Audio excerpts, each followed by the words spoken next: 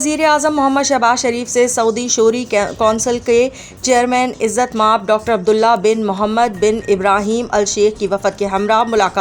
ملاقات میں نائب وزیر اعظم اور وزیر خارجہ سینیٹر محمد اسحاق ڈار، اسپیکر قومی اسمبلی سردار ایاز صادق، وفاقی وزیر مذہبی امور سردار محمد یوسف اور متعلقہ اعلیٰ حکام نے شرکت کی۔ وزیر اعظم نے وفد کے دورہ پاکستان کا خیر مقدم کیا اور ڈاکٹر عبداللہ بن محمد بن ابراہیم الشیخ سے ملاقات کو ریاض و جدہ میں ان سے کی گئی اپنی گزشتہ ملاقاتوں کی طرح خوشگوار قرار دیا۔ ملاقات میں وزیر اعظم نے سعودی فرمانروا خادم الحرمین شریفین شاہ سلمان بن عبدالعزیز ال سعود کے لیے نیک خواہشات کا پیغام دیا اور ان کی صحت و تندرستی کے لیے دعا کی۔ اس موقع پر وزیر اعظم نے کہا کہ سعودی ولی عہد اور وزیر اعظم شہزادہ محمد بن سلمان کے سعودی عرب کی ترقی کا وژن قابل تعریف ہے۔ ان کی قیادت میں سعودی عرب نے ہر شعبے میں کمال ترقی کی مثال قائم کی ہے، جو دنیا کے باقی ممالک کے لیے ایک قابل تقلید مثال ہے۔ اقتصادی اور سماجی شعبے کی ترقی اور خواتین کو بااختیار بنانے کے لیے مثالی اقدامات کیے گئے ہیں۔